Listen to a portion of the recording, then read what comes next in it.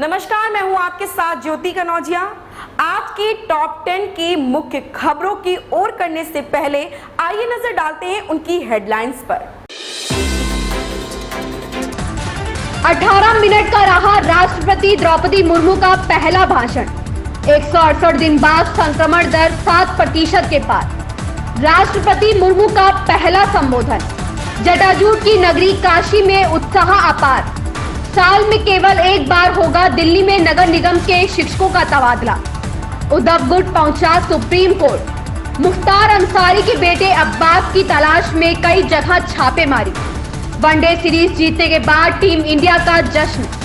सलमान खान के बाद कटरीना विक्की को मिली जान से मारने की धमकी। डार्लिंग्स का ट्रेलर हुआ रिलीज।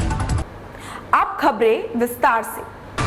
द्रौपदी मुर्मू ने देश की 15वीं राष्ट्रपति के तौर पर शपथ ले ली है। सोमवार की सुबह संसद के सेंट्रल हॉल में शपथ लेने के बाद उनका पहला संबोधन 18 मिनट का रहा। इसमें उन्होंने गरीब से लेकर युवा और महिलाओं तक का जिक्र किया। इतिहास से लेकर आजाद भारत के विकास की यात्रा पर प्रकाश डाला। बोली, मेरे लिए देश के युवाओं और महिलाओं का हित सर्वोपरि होगा।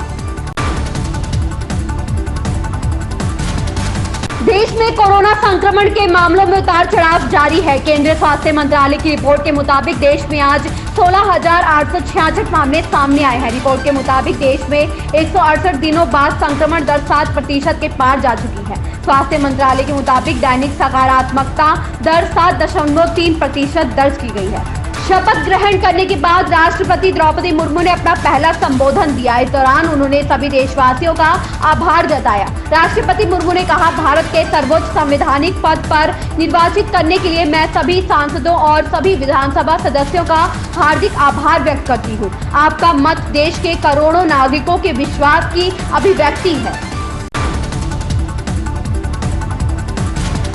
रिमझिम फुहारों के बीच सावन के दूसरे सोमवार पर जटाजूट, भूत भावन, राजराजेश्वर, काशीपुराधीप्ति की नगरी में अपार उत्साह है। बाबा विश्वनाथ के जलाभिषेक दर्शन पूजन के लिए आधी रात से ही अनवरत कतार लगी है। बाबा विश्वनाथ के गर्भगृह से गंगा के तट तक बोल बम और हर हर महादेव के जयकारे गूंज रहे हैं। कांवरियों से हर कोना केसरिया नजर आ रहा है।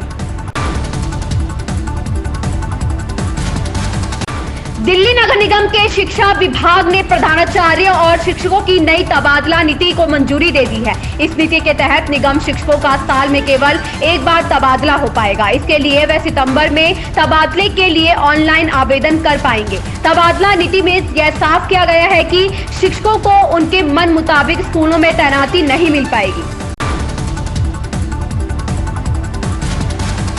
शिवसेना पर अधिकारी की जंग को लेकर उद्धव गुट एक बार फिर से सुप्रीम कोर्ट पहुंच गया है। अब उद्धव ठाकरे गुट ने चुनाव आयोग की कार्यवाही पर रोक लगाने की मांग की है। दरअसल शिवसेना पर अधिकार को लेकर चुनाव आयोग ने दोनों गुटों को 8 अगस्त तक का समय दिया है। दोनों गुटों को अपना अपना दावा साबित करने को कहा गया है।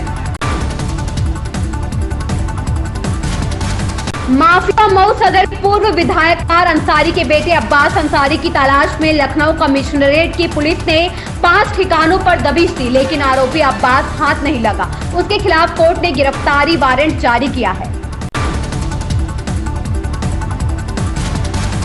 भारतीय टीम ने 3 मैचों की वनडे सीरीज के शुरुआती 2 मैच जीतकर अजेय बढ़त बना ली है। दूसरा मैच जीतने के साथ ही भारत ने सीरीज भी अपने नाम कर ली है और खिलाड़ियों ने खास अंदाज से इस जीत का जश्न मनाया।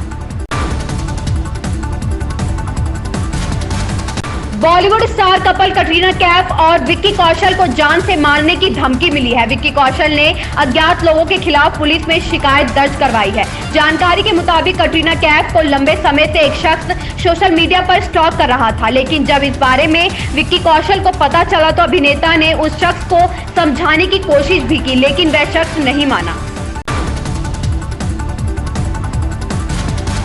अभिनेत्री आलिया भट्ट के प्रोडक्शन हाउस की पहली फिल्म डार्लिंग्स का ट्रेलर रिलीज हो गया है। यह फिल्म 5 अगस्त को नेटफ्लिक्स पर रिलीज होगी। ट्रेलर में आलिया दमदार अंदाज में नजर आई हैं। ऐसी ही ताजा तरीन खबरों से जुड़े रहने के लिए आप बने रहें हमारे साथ।